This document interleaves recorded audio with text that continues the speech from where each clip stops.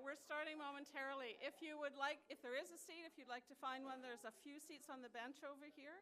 Otherwise, gather around. And we're going to start now.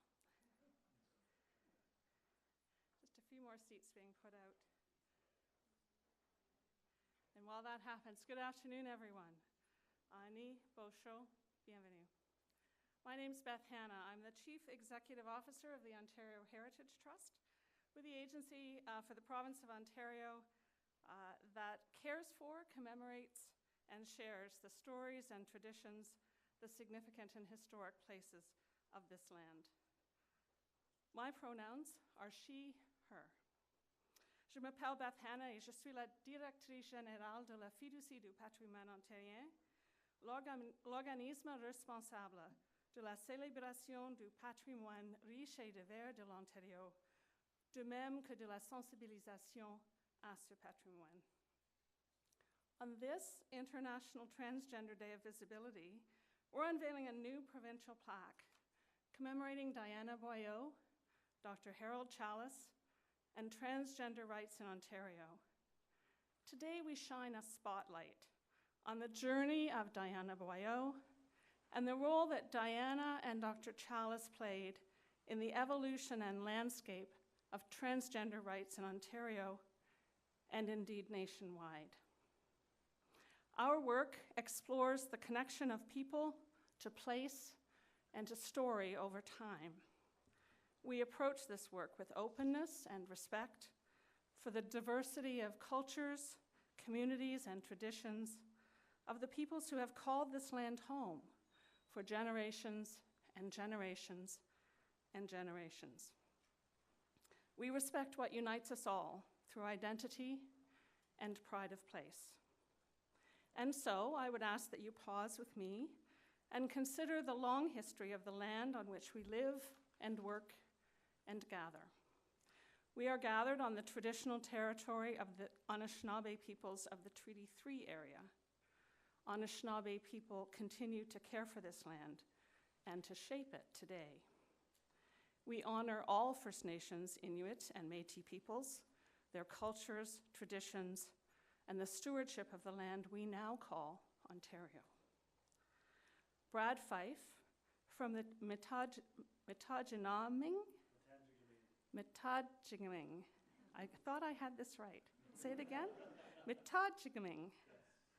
Thank you, First Nation. Forgive me. Has kindly joined us to lead a drumming ceremony to welcome us. Brad, thank you.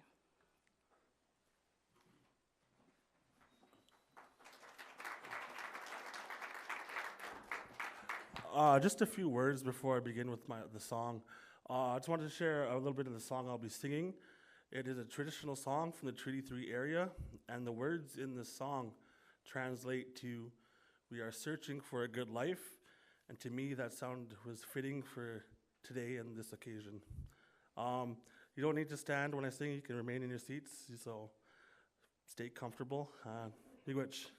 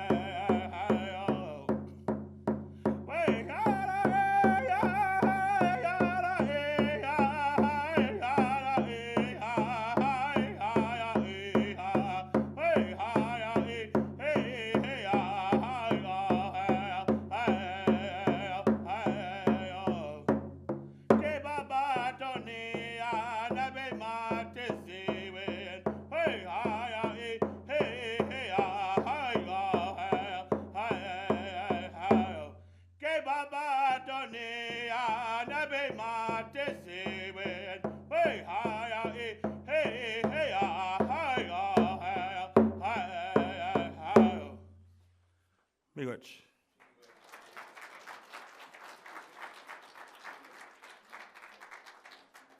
Miigwech, Brad. Miigwech. We have a lot of special guests today, and I'd like to acknowledge some of them.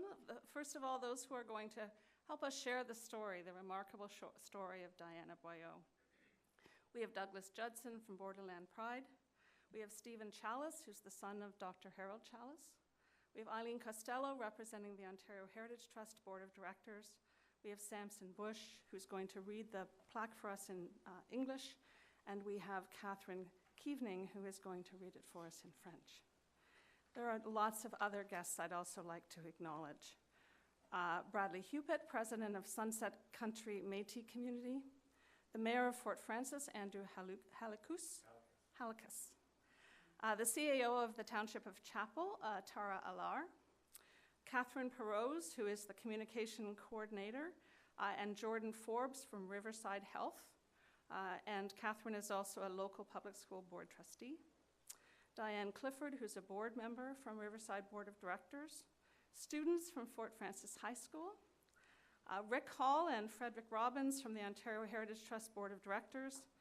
And of course, all of you are special guests. Miigwech, thank you all for joining us today. The Trust Blue and Gold provincial plaques help to commemorate the important places, people, and events of our past. They're landmarks. They quite literally mark the physical location of an important event or person, and they're vehicles by which to share the stories of the tangible and intangible heritage that we value in our communities. Working in partnership with Borderland Pride, we're immensely proud to unveil this plaque today. The plaque tells the story of a significant part in Ontario's history, particularly in 2S LGBTQIA+ history. And all of that history should be better known. The Trust works with communities across the province to share their own stories in their own voices, to celebrate the diversity of experiences, languages, customs, and perspectives of different people and different places. This approach is embodied in the way that we form policy, the way we listen and act, and fundamentally how we respect others. As individuals, organizations, and communities, all of us, every one of us, has the ability to choose what we pass along to those who will follow. Today, we're here, as I say, to unveil a new provincial plaque commemorating Dianna Boileau, Dr. Harold Challis, and transgender rights in Ontario. Dianna's life story unfolded in parallel to the history, challenges, and systemic barriers of transgender rights. The recognition of rights and Dianna's own struggles go hand in hand. The Trust is honored to host this event in partnership with Borderland Pride, championed by Douglas Judson. We're grateful for the background research, the knowledge, the careful thought, and the work that Douglas has brought to the table, and for his collaborative work with us in crafting the plaque text. Thank you, Douglas. We quite literally could not have done this without you, so thank you.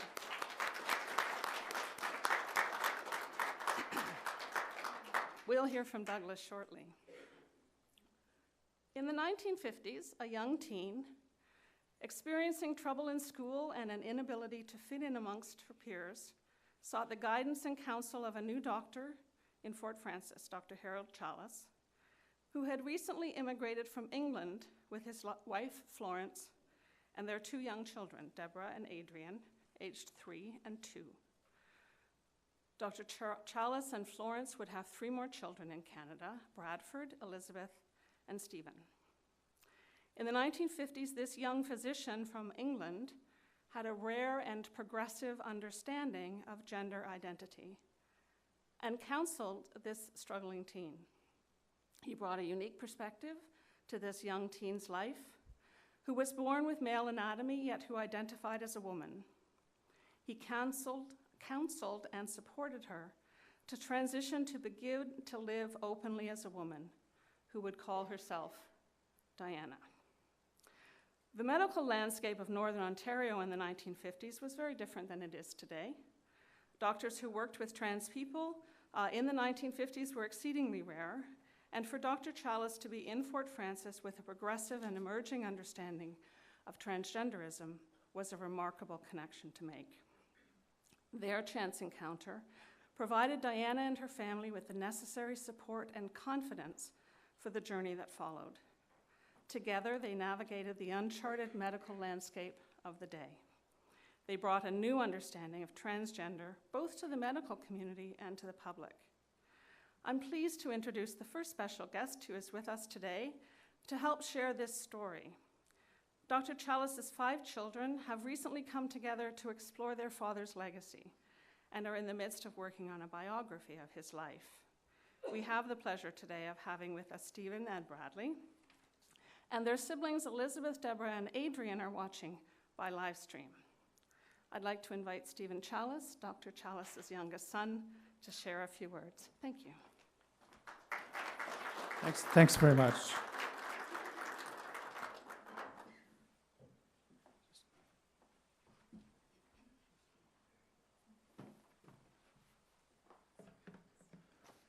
I'm going to play at the end just a brief audio excerpt for 90 seconds.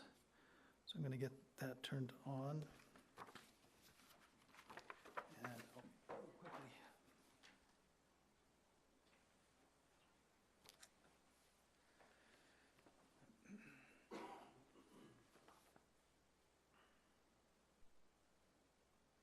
It's going to be easy. I won't take long.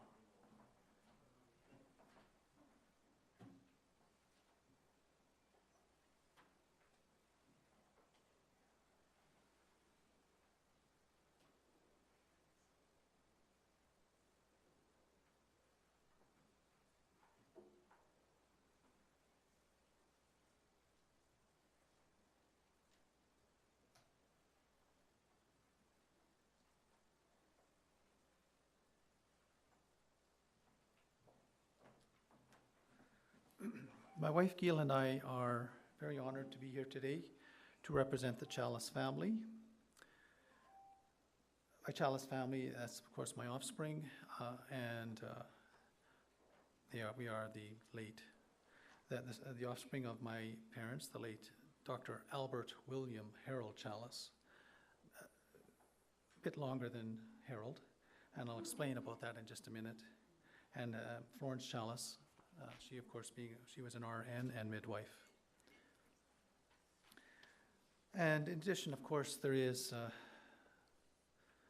spouses of my siblings and my wife, 9 grandchildren and 8 grandchildren. We're, of course, here primarily to acknowledge the importance of Dianna Boileau and her pioneering role in the transgender experience and rights in Canada. The fact that my father happened to play a supportive role in that story is something we as a family are very proud of, and it's an historical event we're very gratified is being acknowledged. And we're particularly grateful to the work of Borderland Pride in expanding people's understanding of this historical event. We knew about it. We've had a variety of media interactions over the decades. It was talked about in Fort Frances periodically in the 70s and 80s, but without the work of Borderland Pride, we would not be here today. So I really want to make that very, very clear. It's important I acknowledge that our family was closely connected to all the other medical families in Fort Frances. And I well know there were many good doctors in Fort Frances, and I'm sure there still are. My father practiced with the Spencers. I'm not sure if they're able to make it, but he respected them all. They were all close friends. The record does show, however, that because of his background, he may have had more experience and insight into the transgender experience than his colleagues at the time. There's some conjecture in that, but I think the documents and the record are quite clear on that. And that goes back to his biography. He studied at the University of London for 7 years, and plus in that period there was 3 years where he went off to Burma. He was drafted 10 days out of medical school in 1942. He married my mother a few days before he departed and got on a ship and went off first to South Africa, then East Africa, then Ceylon, India, and Burma.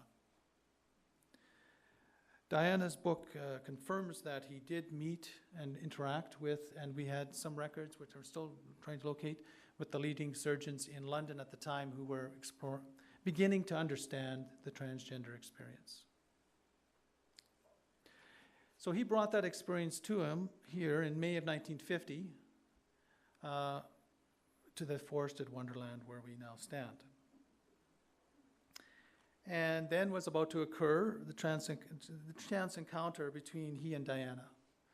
Now,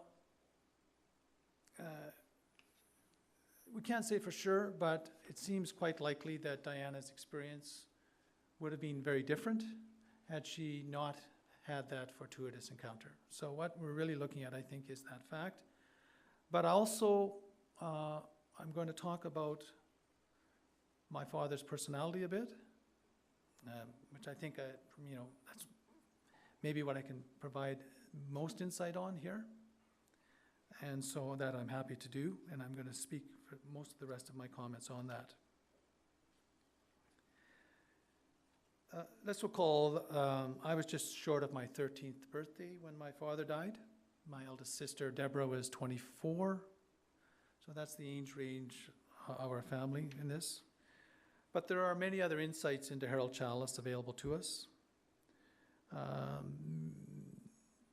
Many in Fort Francis, Andrew Hallekas, will remember him well, the mayor, because he being a close friend of my eldest brother, Adrian.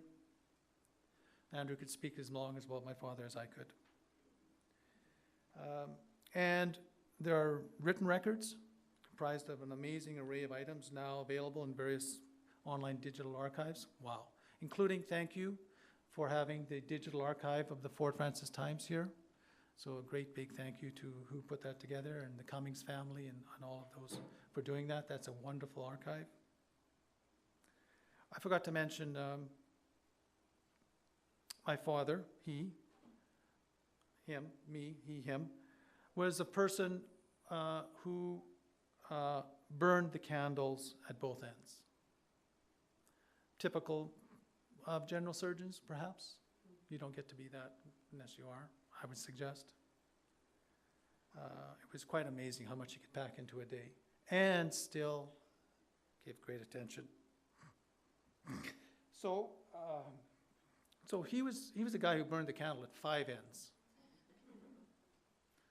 Deeply involved in public affairs, public education in Northwestern Ontario, Confederation College, founding chair, golf course, airport committee, economic development committee, the list goes on. And some of you will know all the joyous days on Rainy Lake. My parents were a great medical team. My mother did not practice in Fort Francis, but she was his informal assistant. Medicine, particularly in the 50s and 60s, was different somewhat. There was no road to Thunder Bay. The road to Winnipeg was crappy, just at best. Everything happened on trains and float plane. People would come to our house. There was no psychiatrist, so many doctors played that role as well. I went on house calls because, and that was absolutely fascinating, to go and sit in people's front rooms. And at times he would leave me in the car in the winter and say, well, I'm leaving you here so that I can say you're waiting in the car, and I can't, I have to. And when it got too long, I would go knock on the door. Dad, it's getting cold. And he'd say, oh yeah, we have to go. But so those days, I think, have passed in medicine for all sorts of reasons. But it was very different. And there's another thing about my father. So he was a prodigious writer and public speaker. Again, now I'm on like candle number 7. It's unbelievable. Okay? So, and those who know him well know that that was a big part of his identity. So we're trying to put together those records, and stay tuned. But I think what I can do now is for you to understand Albert William Harold Challis a bit better. I'll let him speak through his writing. And we'll also try and play an audio portion. I'm just going to close this.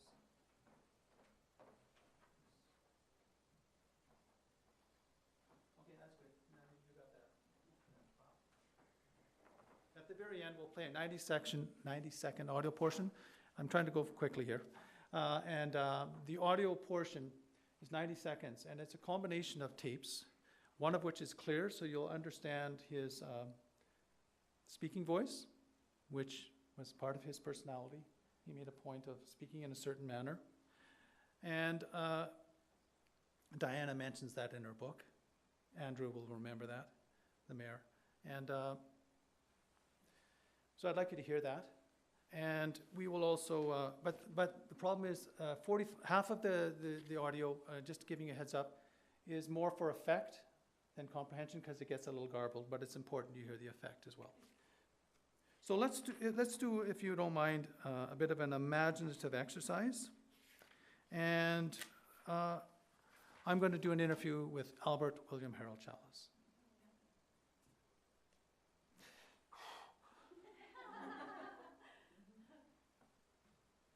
Good afternoon.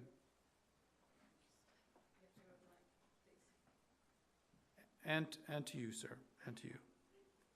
What's with the use of all those first names? Albert, William, Harold. It does seem a bit pretentious. They're all Saxon and Norman first names, popular with the Cockneys in the East End of London, where I grew up. Moreover, by using all those first names, I'm recognizing my father, Albert, and my uncle, William. And by the way, the name Challis is the Norman French word for rough cotton. Look it up in the Oxford English Dictionary, one of his favorite books. But here in Fort Frances, please call me Harold. Why did you choose to move to Canada? And for heaven's sakes, why to Fort Frances? Now quoting from his unpublished autobiography. During my postgraduate studies at the University of London in the 40s, I met many Canadians. I liked their easygoing friendliness, their dynamic, robust attitude to work and play, their enthusiasm for their country and its bright economic future. In 1949, I saw an advert in The Lancet, the British medical journal, for offering a partnership with Dr. John Leishman. He then practicing here in town. It didn't take long to make up my mind. I've been here ever since. I still am here. Never once regretted my decision. Fortunately, my wife Florence is as happy as I am. Life in a small town suits me. I confess. I enjoy being a big wheel in a small machine. I like the town and its people of varied ethnic origins. This was written in 1968. The brilliant winter sunshine, cold though it may be, is so much more elevating to the mood than the cold, dry winters in England. It's true there's a paucity of physical activity here in the winter, which I desperately need as part of my endless, often losing struggle to control my weight. But that time in the winter can be well spent in the sedentary pastimes of reading, listening to music, and serving on the school board trustees. In the summer, I can duck hunt in the early morning, probably at Stanjacombe, and still be back at the hospital in time to operate at 9 o'clock. Why are you so involved in public causes, giving speeches, serving on committees? You have a busy work life and a family life. Again, from his autobiography. Paradise does not exist on this earth. However, it is true I am well content with my life situation. but there's a little gremlin who lives somewhere deep within me that has the temperament of a crusader. I get angry with injustice, intolerance, chicanery, prejudice, and dogma. I love people, but their stupidity and the tragedies they call down upon themselves sometimes make me spit the blood of wrath. From his autobiography. Tell me about someone who really influenced you, who perhaps changed your life. From the autobiography. One person I consider to be unforgettable. Corporal Samweri Walikwa, he from Uganda. Samweri and I served together in World War II in Burma as part of the 11th Division East Africa Corps King's African Rifles. Before the war, Samweri was a cattle herder in the hills around Kampala. During the war, he was my officer's assistant. Despite our very different upbringings, and I being an officer and he being an infantryman, we became close friends. And during some frantic night fighting with the Japanese inside our tent, Samweri saved my life.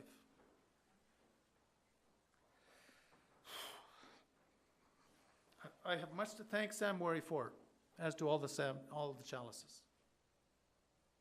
I often think about Samweri. I should note here, as a historical fact, and this is in my father's notes, that as an officer, my father received military pay. Samweri, as a drafted African infantryman in the King's African Rifles, received no pay for his service in the British Army. There was some rectification years later, I believe, but that was the fact at the time. What can you say about your philosophy of life? Here, a letter he wrote one morning quickly to my sister Deborah.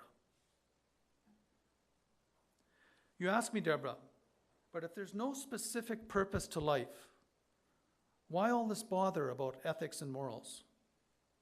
The species which produces Beethoven, Shakespeare, Newton, Henry Moore's sculptures, Einstein, or Winston Churchill, I'll explain about that in a minute, Mahatma Gandhi, must be going someplace. I don't know for sure, but I'm willing to take that gamble and throw in my 2 bits, small and insignificant though they may be, to help mankind achieve its final destiny. I would dearly love to think that I would be able to witness mankind's final destiny, but I realize the real insignificance of the individual in terms of time. One thing a scientific education has done for me is to develop in me the ability to say, I don't know. Until further evidence is available, I must keep an open mind. And by the way, that's different to keeping an empty mind.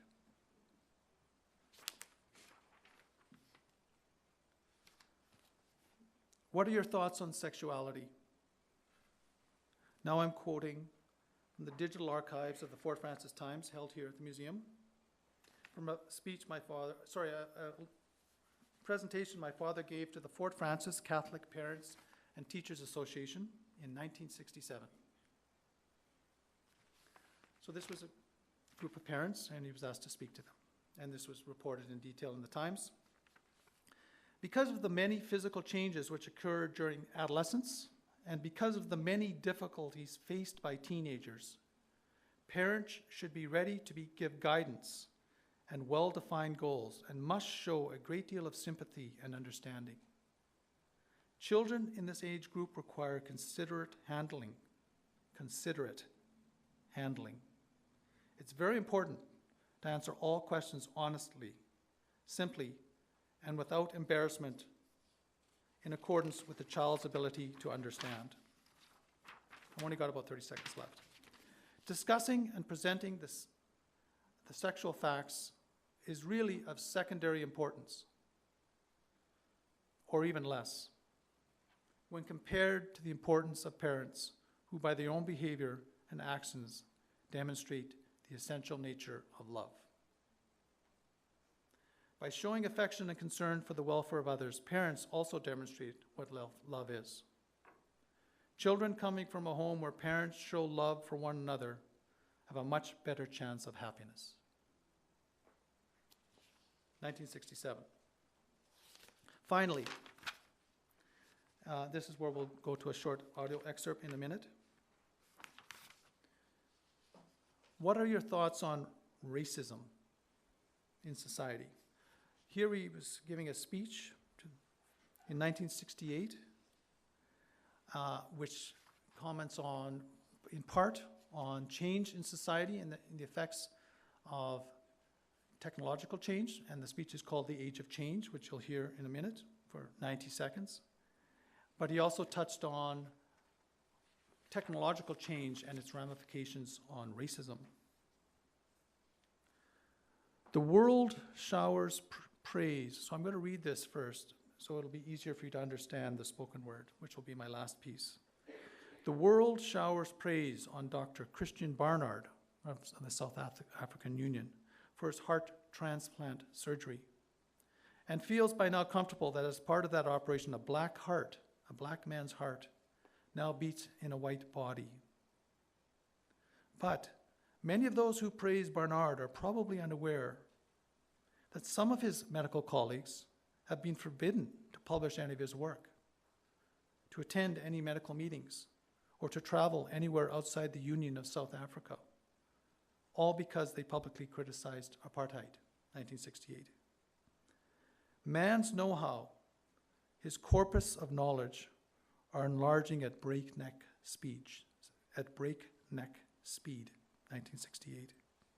And in so doing, we're heading to social, national, and international situations of the greatest danger to our civilization. Man's greatest needs lie not in the acquisition of more knowledge, but in a rapid development of greater wisdom. That's a great line. Let's actually hear you say that. Man's needs lie not in the acquisition of more knowledge, but in a rapid development of greater wisdom. So, actually, for this fellow, I'm going to move it up.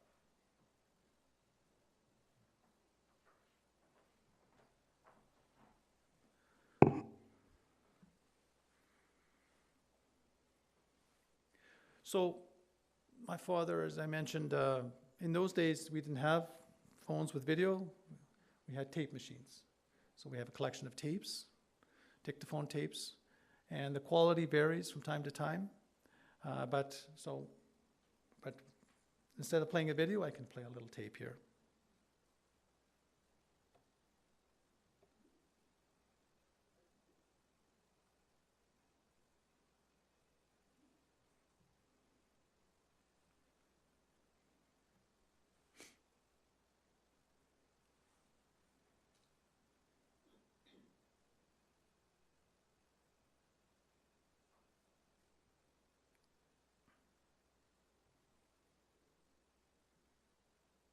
In the age which I believe future historians will call the age of change. Of course, every age, every century, even every generation has experienced some changes, but never in man's history has the increasing rate of change been so rapid.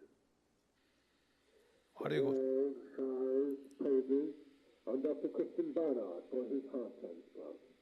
I still wonder how comfortable that black heart feels in a white body.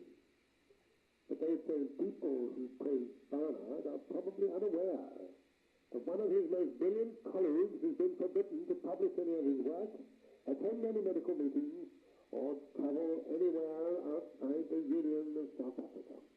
And all because he publicly criticized apartheid. Man's know-how, his technical expertise, his corpus of knowledge are enlarging at breakneck speed, and in so doing are producing social, national, and international situations of the gravest danger to our civilization. Man's greatest need lies not in the acquisition of more knowledge, but in the rapid development of greater wisdom. So, a little bit of flavor of the voice of Albert William Harold Challis. I played that tape. I'm very fortunate to be able to play that tape for June Smith at the care home, Rainy Crest. She now 99, one month away from her 100th birthday, and she was very happy to hear that. Again, Challis family are very grateful to Borderland Pride for bringing this matter to attention and to Ontario Heritage Trust, and thank you for inviting us here today.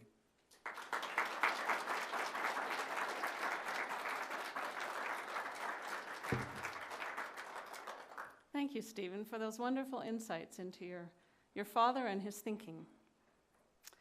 In 1970, the same year that Dr. Harold Challis died, Dianna Boileau became the first Canadian to receive gender-affirming surgery at the new Gender Identity Clinic at the Clark Institute of Psychiatry in Toronto. In doing so, she overcame challenges, systemic barriers, prejudice, and struggles that trans people and many gender-diverse people continue to face today. What is most notable about Boileau's story is that her transition took place at a time when few would have had any understanding of trans people or knew any. Dianna had no model to emulate. Many trans people of her generation, especially outside of larger population centers, would not have known any other trans person or had the vocabulary to understand their experience. It's my pleasure to introduce Douglas Judson to tell us more about this story. Douglas is a lawyer in private practice with Judson Howie and founder of our event partner, Borderland Pride, which is the pride organization serving the Fort Frances area. He also serves on the boards of Thunder Bay Regional Health Sciences Centre, the Federation of Ontario Law Associations, and the Northwest Community Legal Clinic. Through these roles, he's regularly involved in diversity, equity, and inclusion issues impacting the region and the province. Douglas produced our background research paper and helped us to create the plaque text. Douglas, would you now share the historical address with us? Douglas Judson.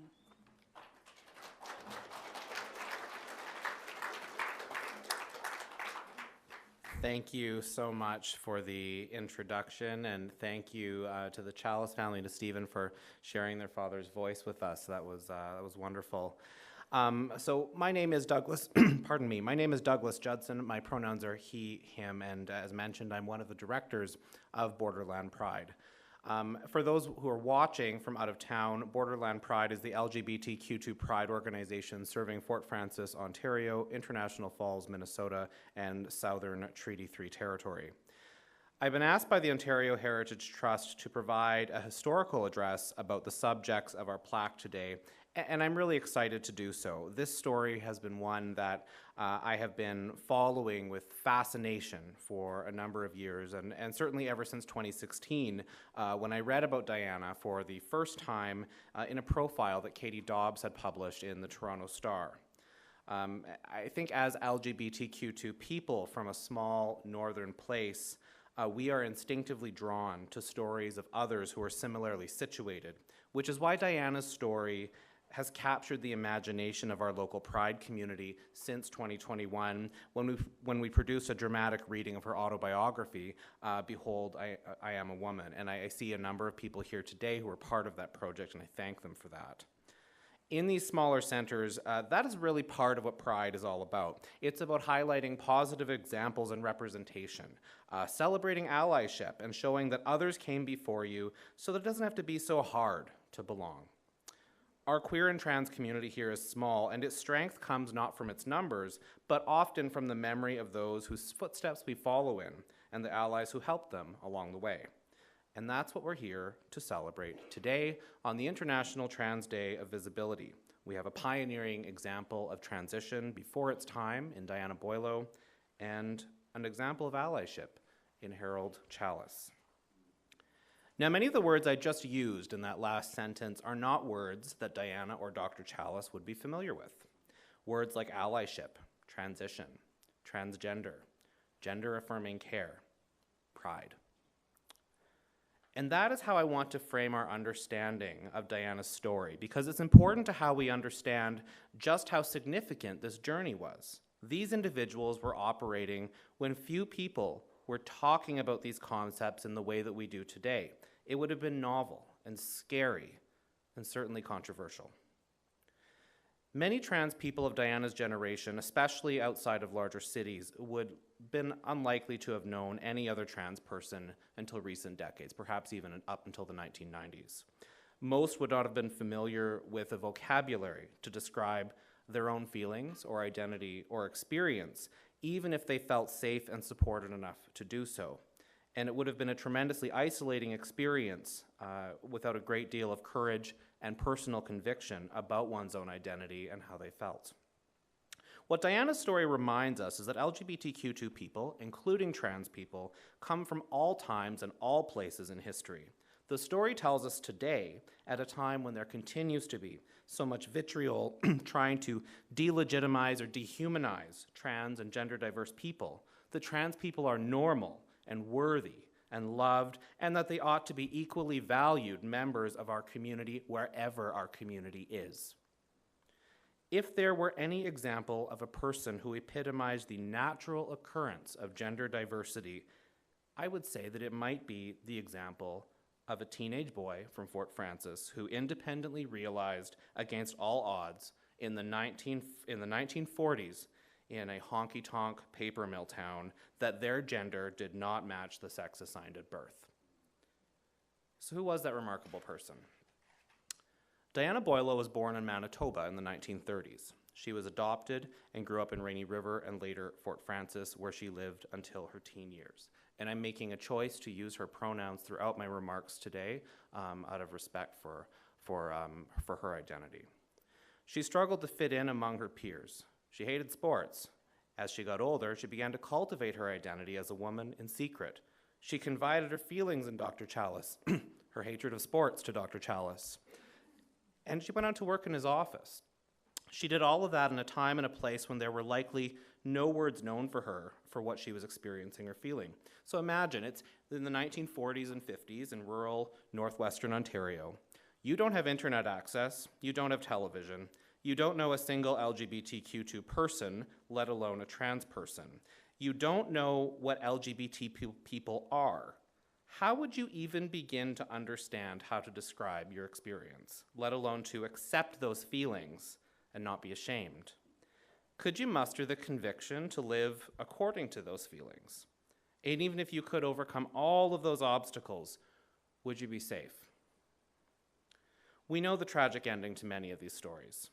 Dianna may have found herself on that path too, but for two intervening forces: a fateful trip to Winnipeg and Dr. Harold Challis. In her adolescence, Dianna took the train to the city. She was on a mission. Traveling alone, she changed into women's attire on the train before arriving in the city, preparing for the first time that she would appear in public as a woman. But during her trip, she was outed to a hotel manager who called the police. The police kept her overnight and took her to a hospital for examination. They called her parents to pick her up, telling them that she needed medical help.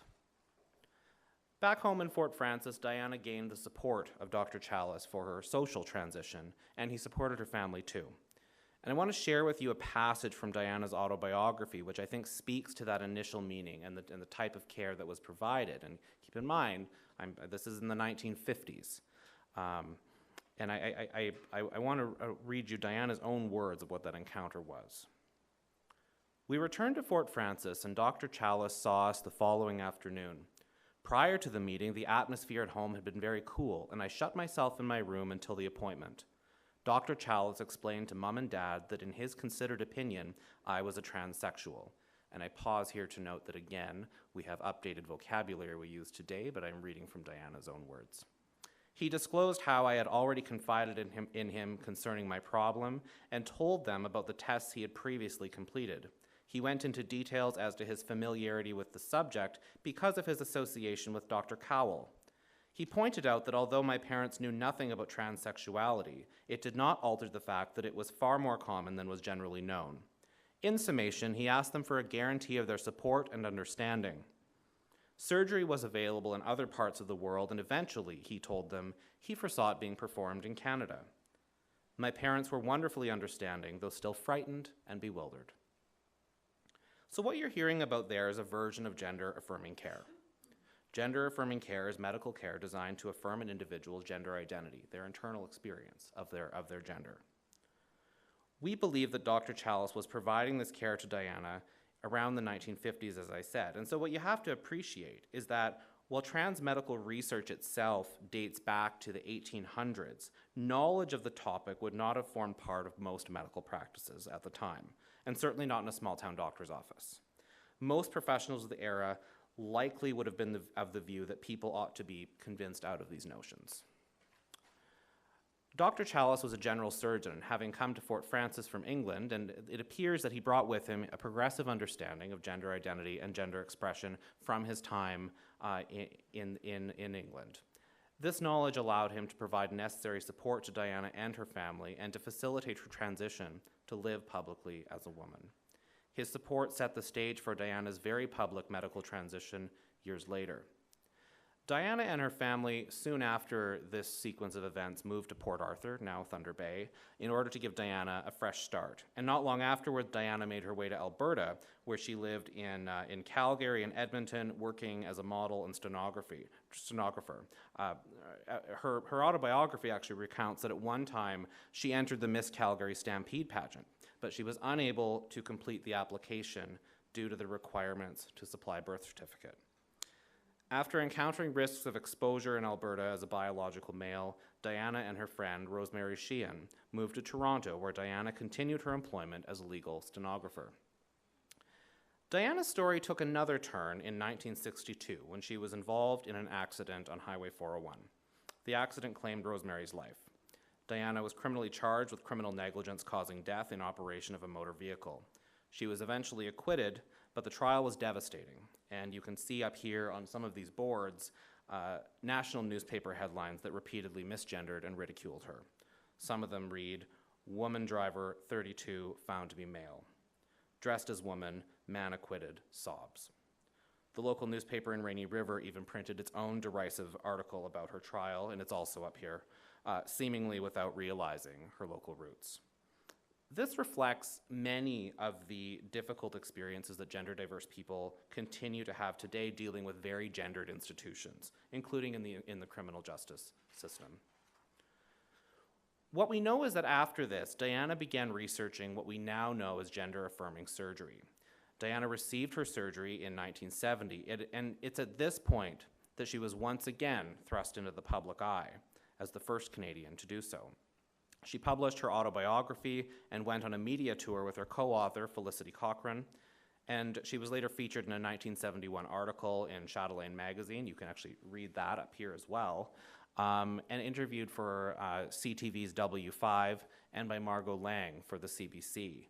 That clip of the CBC interview was never aired. It was deemed too controversial, but you can find it on the internet now and watch it and hear Dianna in her own voice. The best information we have is that Dianna married and adopted her spouse's surname. We do not know what that name is. The Toronto Star reported that Dianna passed away in 2014, and despite our efforts, we have not found anyone who was close to Dianna at the end of her life, though I do hope that someone like that might be watching today. So why are we celebrating this person's story? The thing is that some of the challenges Dianna faced on this journey are significant not just for Dianna's own sake or because she was one of the first to face them, but because the timeline and the facts of her story so closely trace the history of the trans movement in Ontario. As mentioned earlier, the Clark Institute's Gender Identity Clinic, that was where Dianna was treated, it opened in 1968. That clinic is now part of CAMH in Toronto. However, it would take another 10 years for the province to provide funding, and it wasn't until 1980 that the Ministry of Health added sex reassignment surgery, as it was then called, as an OHIP-covered benefit, with the Clark Institute being the only clinic authorized to determine whether a person was suitable for the procedure. Even with that resource, trans people seeking to medically transition at the time had to overcome a number of other barriers. And one of these was that the clinic required the individual to have lived in their gender for at least 2 years, including changing names and designations, which is a challenging process even in contemporary times. So you could imagine upending your life to do that 50 to 60 years ago. The clinic also subjected the patients to a number of physical and psychological tests that many found uncomfortable, offensive, and inappropriate, and Dianna describes some of those in her autobiography. Trans Ontarians experienced a setback when, in 1998, the province delisted public coverage for these procedures from OHIP, and it would take a full decade until 2008, after persistent advocacy from the trans community, for the province to reinstate coverage. Today, many historians and community activists agree that the fight for gender-affirming surgery as a medically covered procedure helped to unify and focus the trans movement in Ontario. That movement ultimately led to other achievements, such as the introduction in 2012 of gender identity and gender expression as prohibited grounds of discrimination in the Ontario Human Rights Code. In many ways, trans people have continued, despite that progress we've seen, despite the stories like Dianna's, to be pathologized in healthcare and public policy. For instance, we're standing today in 2023. It was not until 2013 that the concept of gender identity disorder was removed from the Diagnostic Manual of Mental Disorders in favor of more patient-centered and inclusive approaches. The DSM, as it's commonly known, now notes that gender nonconformity is not in itself a mental disorder. What does Dianna's story mean for us today? Well, against these odds, Dianna Boileau's gender-affirming surgery was groundbreaking and also, no doubt, personally fulfilling. However, the public profile that she generated in the years following her procedure provided a source of courage to others in transition and created awareness of gender identities, of trans identities for the first time in many parts of Canada. Until the publication of her book and the media that followed, gender-affirming medical interventions would have been relatively unheard of. And in becoming that public face, Dianna became something for others that she herself certainly never had in Fort Frances, and at a time when few others did that. Since we started reviving Dianna's story through Borderland Pride, we have continually been floored by just how relevant it is today. And the story of Dianna and the struggles of trans people of her time live on in many parts of the world, especially right now south of the border in the United States. And many of you will know that the political climate for trans people and their families is dangerous, with several U.S. state houses having recently adopted legislation that attempts to effectively ban trans people from existing in public, to attack trans kids, to criminalize supportive parents and educators. Gender-affirming care, like that provided by Dr. Challis 70 years ago, is also under direct assault across the United States from the political right. These questions that Dr. Challis had settled in his mind and in his practice those 70 years ago continue to remain these seismic political battles today. And it's remarkable that here in Fort Frances, perhaps the most unlikely of places for us to be having a provincial event to recognize the Transgender Day of Visibility, that we're not debating the legitimacy of trans people. We're affirming one of their stories as important and significant by casting it on iron and sticking it in the ground 200 feet from the US border.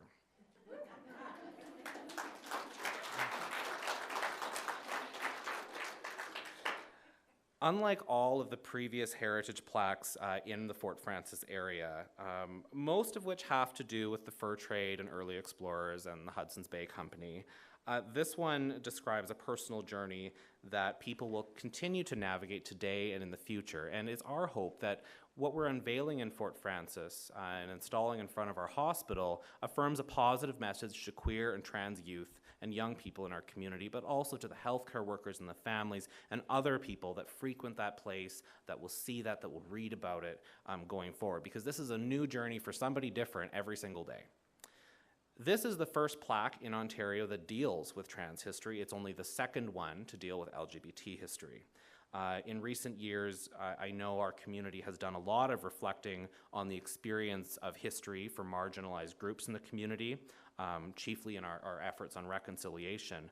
And similarly, this plaque, I think it will challenge assumptions about the types of people who come from places like this, the sorts of contributions to Ontario and Canada that our community members have made, not just paper mills, and the type of community we want to build in the future. So on the Trans Day of Visibility, we recognize the contributions that trans people have made, and we try to raise awareness of the challenges trans people continue to face. In saying that, I want to be very clear. I'm not trans. I do not speak for trans people. I do not wish to take up space for trans people. But I very much want to acknowledge that there have been a number of trans and gender diverse people who have consulted with us and provided input on this story since we started a few years ago, and their input and continued involvement is so appreciated.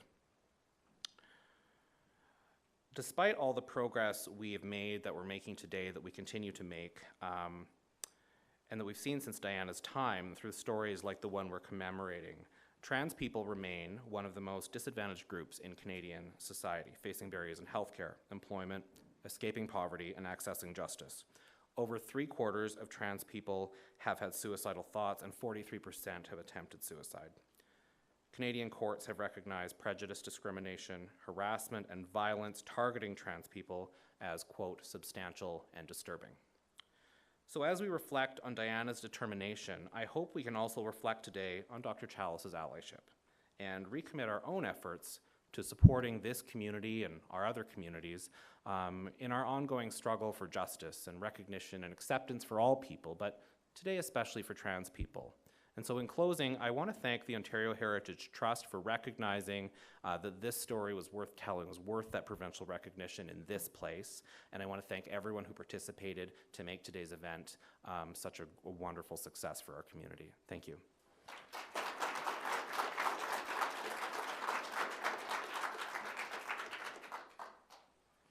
Thank you, Douglas. And now, I'd like to call on Eileen Costello, who is a member of the Board of Directors of the Ontario Heritage Trust, to share remarks on behalf of the board. Thank you, Eileen.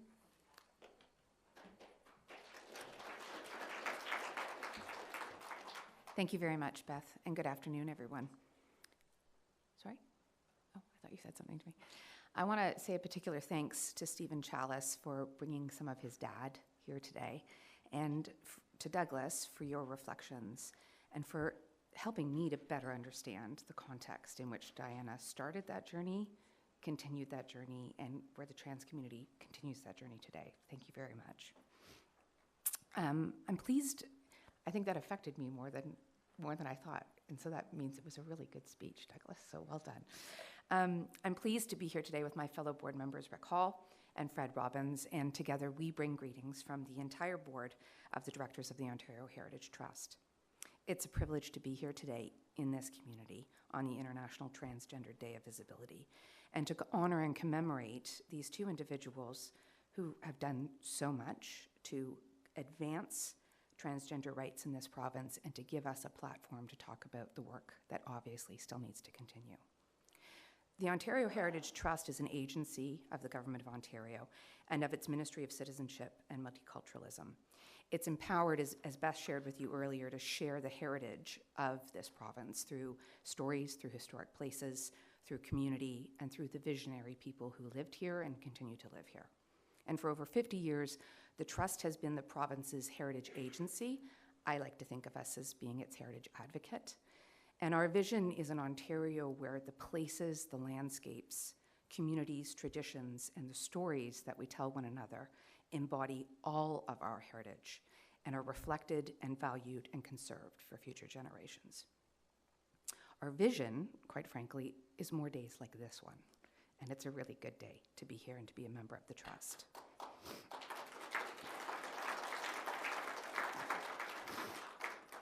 This work is how we implement the ministry's mandate to build an equitable Ontario. The Trust is committed to a more inclusive understanding of our heritage, one that recognizes our history and shares stories with openness and with respect. In that work, we learn directly, obviously, from the two people who we're speaking about here today. From Dianna, from her strength and her courage as she navigated the landscape of gender, of identity, and of transgendered rights at a time when, as Douglas reminds us, she might not have even had words for what she was experiencing, and when she didn't have any role models. And Douglas's remarks give us a sense of how lonely that journey must have been, and I think impresses upon me how important it is that we form community around people who are doing that journey today. The public profile that Dianna generated in the years that followed was obviously not always positive, but it must have, in her way, served to form a sense of a role model for the people who followed after her. And it certainly created awareness of trans identities for the first time in so many parts of Canada. And I think in many ways, she probably became a role model to people, the very kind of role model that she was lacking when she began her transition. I want to acknowledge and thank Borderland Pride for its role in bringing us here together today and for bringing the story to the Ontario Heritage Trust. And I can share with you that when this plaque proposal came forward, we were struck by Dianna's courage and by the role of Dr. Challis in supporting her. Frankly, it was a story that so few of us knew and continues to be a story that needs to be shared. And the unveiling of the plaque today, I think, speaks to the Trust's work and the Trust's commitment to the work to expand the narrative of our collective history, to be more inclusive in that work, and to share untold stories. And it also speaks to the critical role, frankly, that partners like Borderland Pride play in the role that the Trust does.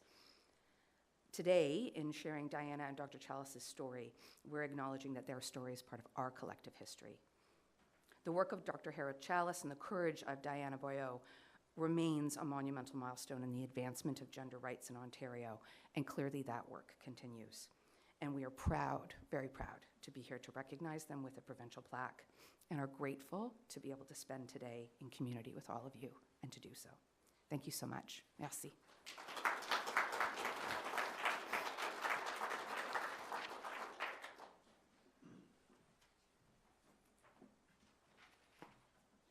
Thank you, Eileen. Dianna was a trailblazer on the identity frontier. She was among the earliest pioneers in Canada to navigate the challenging policy and medical landscape and to seek out medical support for her identity. Her openness and strength made it possible for so many transgender individuals to live just a little easier than the generation before. Her story also reflects the vital role of supportive and understanding members of the medical community, such as Dr. Challis, in the survival and self-actualization of trans and gender diverse people. Our understanding of gender identities has grown and developed over the years since Dianna's surgery, and the fight for transgender rights continues. I think she would appreciate the current space for 2S LGBTQIA+ rights. And we acknowledge the roles that she and Dr. Challis and so many other advocates have had in bringing us here today. But while understanding and acceptance are growing, there's still a long journey ahead for all of us. And so we are, as Eileen has said, we're honored to unveil this provincial plaque to Dianna Boileau, Dr. Harold Challis, and transgender rights. And I'm pleased to invite Eileen Costello, Stephen Challis, Douglas Judson, Mayor Andrew, and Brad Fife to come forward to unveil the plaque. Samson Bush, who voiced the podcast of Behold Dianna, produced by Borderland Pride, is going to read the text in English and then join the photographs. And after that time, the text will be read in French by Catherine Keavening. Catherine is a city councillor from Dryden, a member of the LGBTQ community, and an organizer of Pride in Dryden. So, Samson.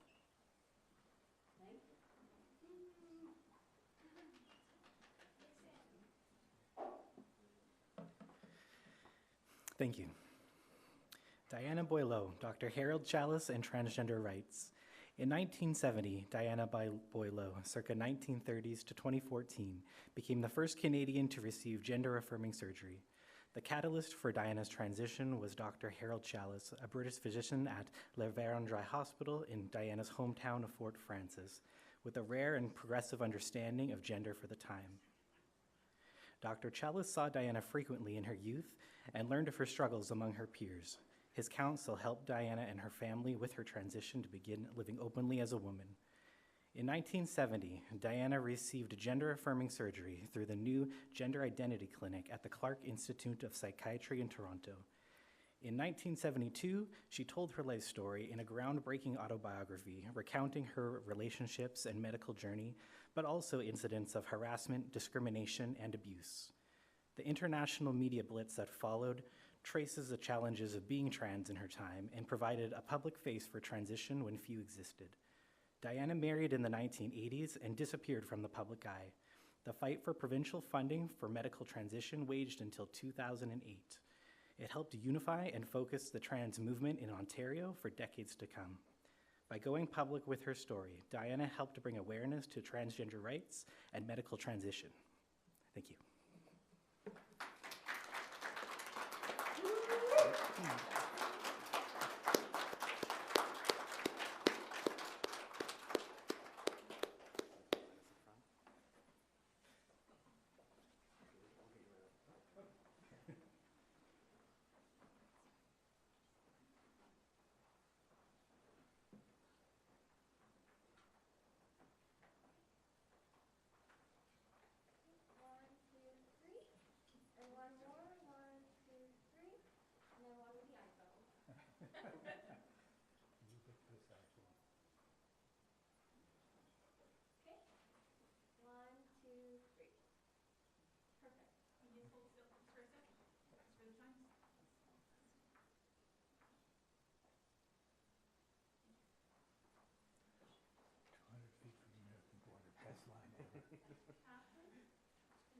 We're gonna do it in French now.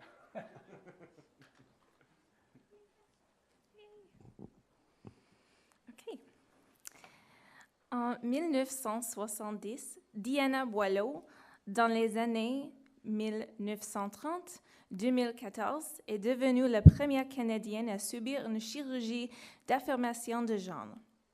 Le catalyseur de la transition de Dianna est le Dr. Harold Challis, un médecin britannique de l'hôpital La Verendrye de Fort Frances, la ville natale de Dianna, qui a une compréhension rare et progressiste de genre pour l'époque. Le Dr. Challis a vu Dianna fréquemment dans sa jeunesse et a appris les difficultés qu'elle rencontrait parmi ses pairs. Ses conseils ont aidé Dianna et sa famille dans sa transition pour commencer à vivre ouvertement en tant que femme. En 1970, Dianna a subi une chirurgie d'affirmation de genre à Nouvelle Clinique d'identité de genre du Clark Institute of Psychiatry de Toronto. En 1972, elle a raconté sa vie dans une autobiographie révolutionnaire, relatant ses relations de son parcours médical, mais également les incidents de harcèlement, de discrimination et de mauvais traitements. La tempête médiatique internationale qui a suivi a permis de retracer les difficultés rencontrées par les personnes transgenres à son époque et de donner un visage public à la transition alors qu'il en existe un peu. Dianna s'est mariée dans les années 1980 et a disparu la scène publique. La lutte pour le financement provincial de la transition médicale s'est poursuivie jusqu'en 2008. Elle a contribué à unifier et à orienter le mouvement trans en Ontario pour les décennies à venir. En racontant publiquement son histoire, Dianna a contribué à faire connaître les droits des personnes transgenres et à la transition médicale. Merci.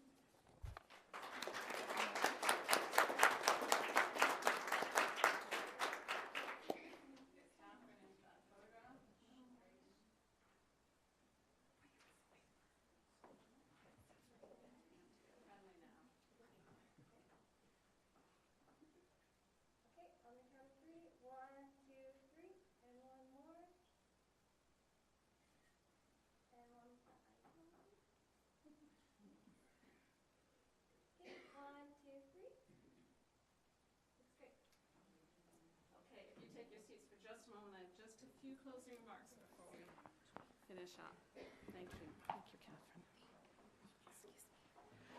This plaque will be permanently installed today in front of La Verendrye Hospital, where Dr. Harold Challis worked for 20 years and where he first met Dianna. It will be available for generations to appreciate. We hope that it honors their legacy and that Dianna's commitment to transgender rights and equality without barriers or judgment inspires those who read it. I invite you to stay connected with us. And whether you read a story or share one with us, please visit our website, like us on Facebook, follow us on Twitter, LinkedIn, and Instagram. And on behalf of the Ontario Heritage Trust, I'd like to thank everyone who contributed to this event. Our sincerest appreciation to our partners and contributors, Douglas Judson for his inspiration and insightful research, the Challis family, Danielle Marshall and Samantha Manti, and the Fort Frances Museum and Cultural Center for your hospitality, La Verendrye Hospital, Brad Fife, Maverick Judson, who you haven't seen but is behind that set of cameras for his work to film and live stream this event, and to the municipality of Fort Frances for welcoming us so kindly. There are more photos we'd like to take, and we'd also like you to come and take photos with the plaque if you'd like. We hope you'll stay and join us for refreshments. Enjoy the mementos and enjoy the display of Dianna Boileau and Dr. Harold Challis that is here for us to learn from. And thank you all for coming. Merci, miigwech.